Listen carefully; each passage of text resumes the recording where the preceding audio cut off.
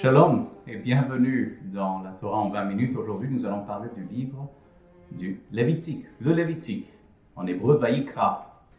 Quand j'étais plus jeune, je faisais partie d'un groupe de musique. Pendant 2 ans, je vivais dans un bus. Oui. En tant que plus jeune parmi les musiciens, j'étais relégué au fond du bus où il y avait un genre de lit de camp là où je dormais. Mais c'était à côté du moteur. C'était un grand autocar, si vous voulez.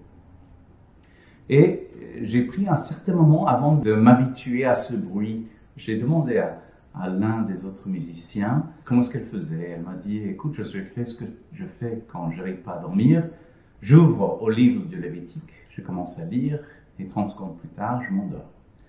Alors j'espère que vous n'allez pas vous endormir pendant ces prochaines 20 minutes, mais on va découvrir un livre franchement extraordinaire. Et j'espère que vous allez l'apprécier autant que moi. Lévitique, c'est bizarre ça comme nom, non? Eh bien oui, parce qu'une grande partie concerne les sacrifices que les fils d'Aaron et la tribu de Lévi va aider Israël à offrir à Dieu pour se rapprocher de lui. Si vous voulez bien, ces 27 chapitres dans le Lévitique, la première moitié concerne ces sacrifices, concerne les prêtres ou les sacrificateurs, les fils d'Aaron, en hébreu Kohanim, et après la moitié du livre concerne les lois gouvernant le pays. La relation familiale, les lois de la pureté, la relation à la terre, aux animaux, à comment créer un ordre social et juste.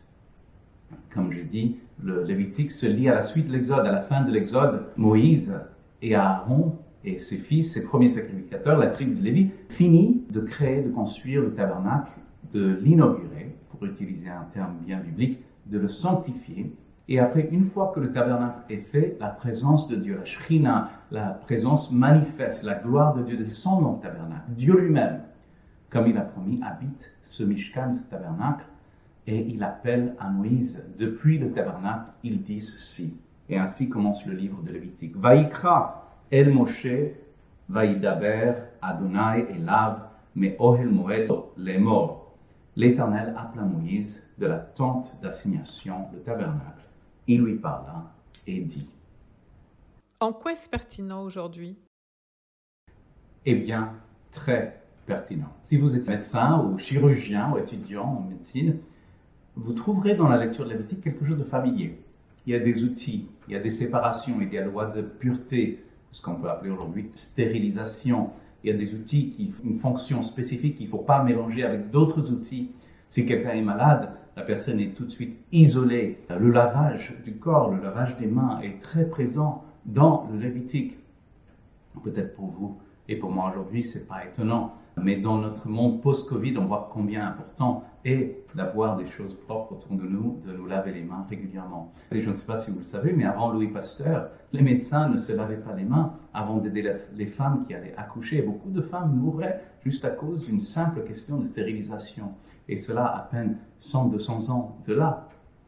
Alors, le Lévitique est bien plus pertinent que des lois de stérilisation. Il y a aussi des exemples, comme par exemple le droit de glanage. Est-ce que vous connaissez le droit de glanage? Dans la Bible, dans la loi de Moïse, les fermiers, les agriculteurs n'avaient pas le droit de moissonner leurs champs tout en entier. Ils devaient garder les coins des champs sans toucher, sans récolter. C'était une prévision pour les pauvres. Les pauvres pouvaient venir après la moisson, après la grande récolte, et prendre quelques vivres, quelques aliments pour nourrir leur famille. Le Lévitique parle beaucoup des pauvres, cherche à redresser les injustices sociales et ne veut pas laisser personne dans la disette, personne dans la misère. Et ce droit de glanage, quelque part, grâce à Napoléon et à l'empereur Justinien, existe toujours en quelque forme en France, selon les lois de la République. Josué, pourquoi ces lois? Eh bien, Dieu voulait faire de ce peuple un peuple non seulement libre, mais juste. Ce peuple, le peuple d'Israël, était un peuple habitué à l'esclavage, à l'oppression. Mais Dieu voulait qu'il devienne une société juste et exemplaire. Avant, c'était l'esclavage qui régnait, l'oppression qui régnait dans leur vie, dans leur cœur. Et ce travail, ce changement, comme j'ai dit, n'était pas évident. C'est peut-être plus facile de libérer l'esclave, peut-être un peu plus difficile d'extraire l'esclavage de son cœur, de lui vraiment libérer l'esclavage. C'est tout le travail de la Torah. C'est tout le travail de ce livre, Vaïkra, le Lévitique, où Dieu veut que la justice règne dans leur vie, dans leur cœur. C'est le travail que Dieu promet et veut faire dans la vie de chacun d'entre nous. Quelque part, nous sommes tous esclaves à quelque chose. Tout ce qui enchaîne l'esprit est un esclavage. Et comme en Égypte, on vit tous un mini-Égypte chez nous. Jésus a dit, celui qui commet le péché est esclave au péché. Péché, c'est un mot qui va revenir régulièrement dans la Torah. Mais c'est un travail dans la Torah, par cette alliance que Dieu s'engage à faire en nous-mêmes, de nous transformer le cœur pour que la justice et l'amour fraternel règnent dans nos cœurs, dans nos familles, dans nos communautés. Pourquoi un tabernacle? Pourquoi un sacrifice? En fait, il n'y avait pas un seul sacrifice, il y en avait 5. C'était Ola, Mincha, Shlamim, Khatat, Hasham. Il y avait un sacrifice pour différents types de péchés, la gravité de péché, ou l'état d'âme de la personne qui venait offrir son sacrifice, son offrande à Dieu. C'était la seule et unique manière de s'approcher de Dieu pour obtenir son pardon. Alors si vous vous souvenez, le thème de l'Exode, qui est vraiment, on est dans un même livre, un Sefer HaBrit, dans le livre d'Exode, la question était, qui était Dieu? Et l'Exode répond à cette question à maintes reprises. Mais il y a un moment où Moïse dit à Dieu, je sais que tu m'as révélé qui tu es, tu m'as révélé ton nom, mais je vais aller plus loin avec toi. Montre-moi ta gloire. Je veux te connaître davantage. Et Dieu répond à Moïse en lui révélant quelque chose de son caractère qui est exceptionnel, extraordinaire. Adonai, Adonai, El Rachum Vechanun, Erech Apaim Verav Chesed Ve'emet. Ce sont des paroles qui se répètent dans chaque office de synagogue, dans le monde entier, la révélation du caractère unique de Dieu. L'Éternel, Dieu miséricordieux et compatissant, lent à la colère, riche en bonté et en fidélité, qui conserve son amour jusqu'à 1000 générations, qui pardonne l'iniquité, la rébellion et le péché, mais qui ne tient point le coupable pour innocent. Le pardon, c'est son caractère, c'est la révélation même de l'essence et de l'identité divine. Dieu a prévu une manière de surmonter nos imperfections, nos fautes. Oui, Dieu pardonne, mais aussi il nous pardonne par les sacrifices. On devait amener des animaux, des béliers. Vous savez combien ça coûte un animal? En France, on peut les vendre entre, je ne sais pas, 5 000 à 15 000 euros l'animal. Le fait que le péché doit nous coûter quelque chose, ça coûte quelque chose. Le péché, le pardon n'est pas gratuit. Et donc, il nous fallait nous approcher de lui, parce que Dieu est un Dieu qui pardonne, on vient de lire le passage, mais pas n'importe comment. Si on veut le pardon de Dieu, on doit s'approcher de lui de la manière que lui, et seulement de la manière que lui, il préconise. Mais c'est quand même merveilleux que Dieu, avant de commencer cette aventure avec le peuple juif, avait déjà prévu d'avance une manière de surmonter nos faiblesses et nos imperfections. D'ailleurs, l'apôtre Paul, dans le Nouveau Testament, va dire « Dieu n'a point rejeté son peuple, qu'il a connu d'avance ». Donc Dieu, avant d'entamer cette relation avec le peuple juif, savait que le peuple juif n'allait pas pouvoir être à la hauteur, et c'est pour ça qu'il a prévu ce livre de Lévitique. Et je pense que si seulement beaucoup plus de couples, avant de s'engager, pouvaient déjà se penser ou préparer peut-être, en se disant « Je sais que je vais te décevoir, je sais que toi tu vas me décevoir, mais préparons cela parce que nous nous aimons, préparons moyen de nous pardonner, d'améliorer la communication et de surmonter nos seuls défauts, nos imperfections, pour que le couple perdure. » Alors ils acceptent ces lois et ces faits religieux? Eh bien oui, eh bien non. Alors peut-être que ça va vous étonner, mais Dieu n'est pas un Dieu religieux. Il n'accepte pas le fait religieux juste par amour d'une liturgie, d'un rite quelconque.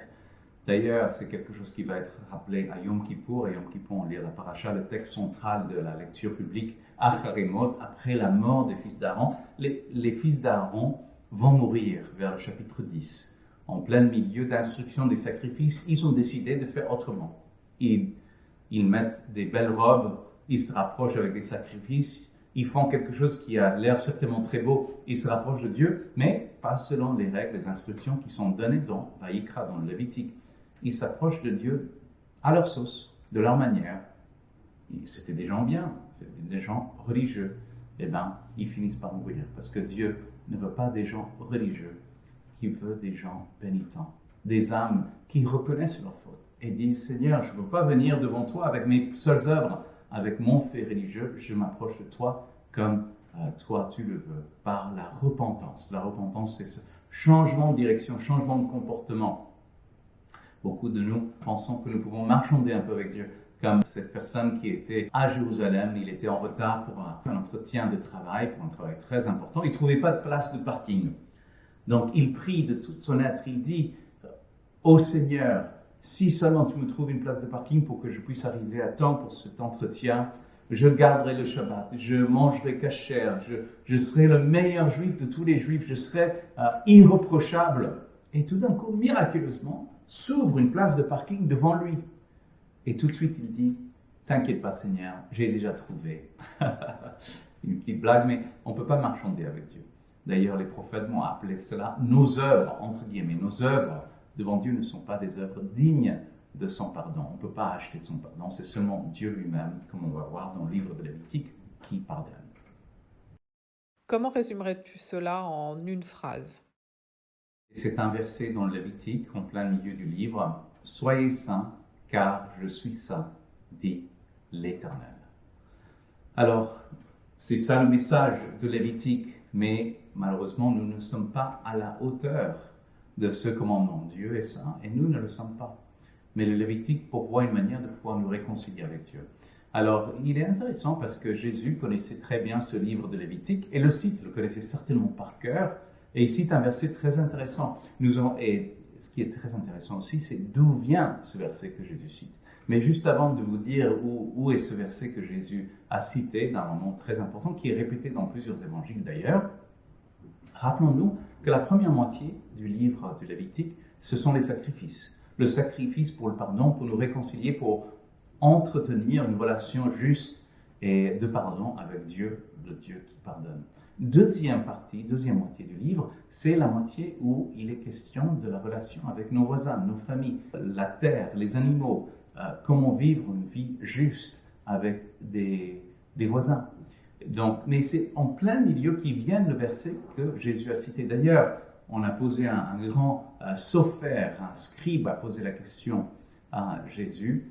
Parmi tous ces commandements qu'on est en train d'étudier, que nous connaissons, quel est le plus grand commandement? Alors Jésus va répondre ceci. Jésus répondit, voici le premier. Écoute Israël, Shema Israël, Adonai Eloheinu Adonai Echad. Le Seigneur notre Dieu est l'unique Seigneur. Et tu aimeras le Seigneur ton Dieu de tout ton cœur, de toute ton âme, de toute ta pensée et de toute ta force. Voici le second. Tu aimeras ton prochain comme toi-même. Il n'y a pas d'autre commandement plus grand que cela. Donc ce dernier commandement que Jésus cite, tu aimeras ton prochain comme toi-même, tombe en plein milieu de Lévitique.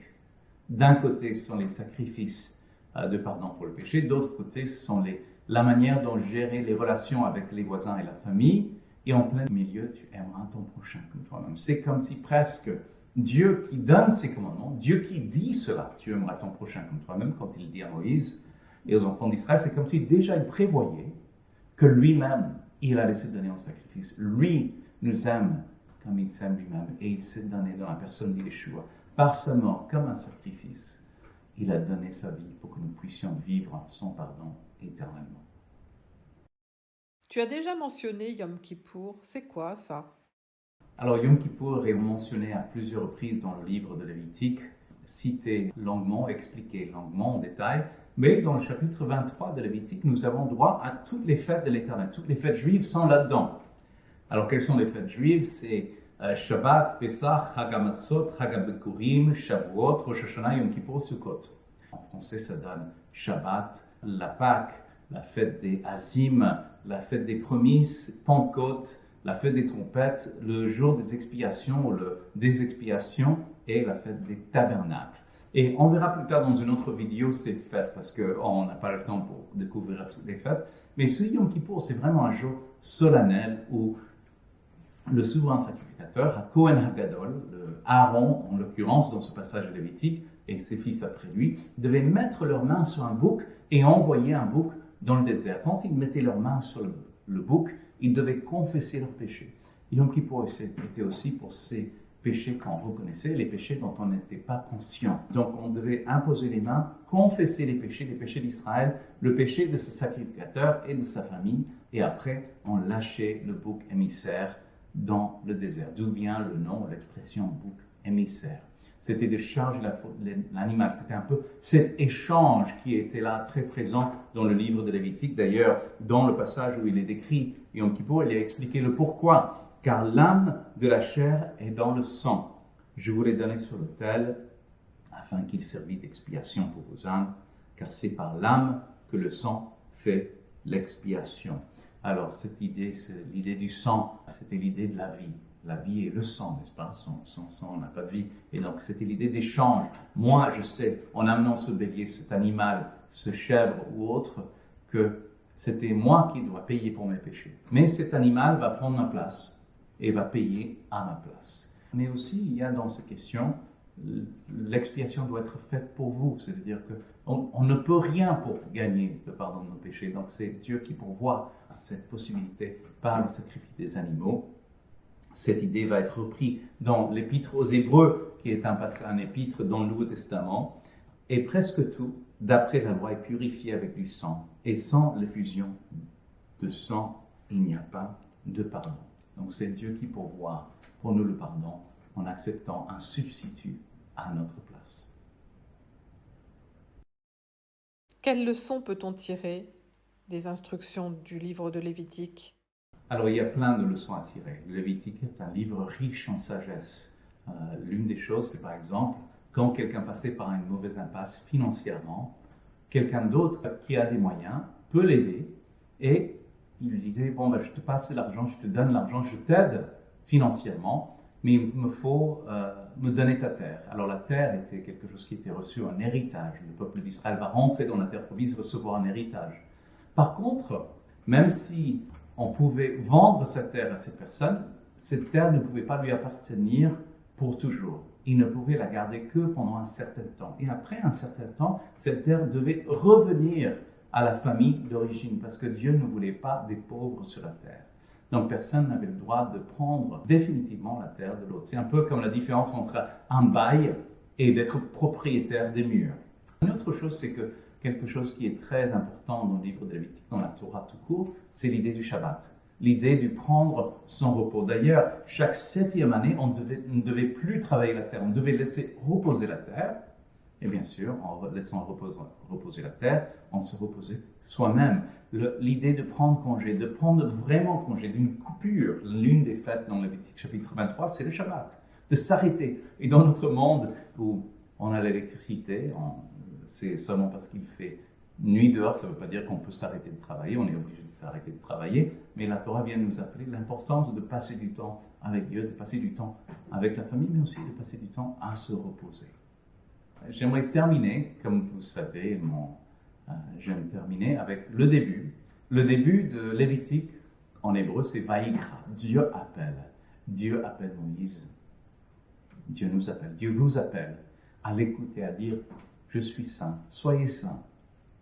Mais je sais que tu ne peux pas arriver, mais c'est pas grave, je vais t'aider, je vais surmonter tes faiblesses si seulement tu te repens, si seulement tu acceptes le moyen de pardon que j'ai donné en Yeshua. Vayikra, Dieu vous appelle, Dieu m'appelle, Dieu nous appelle.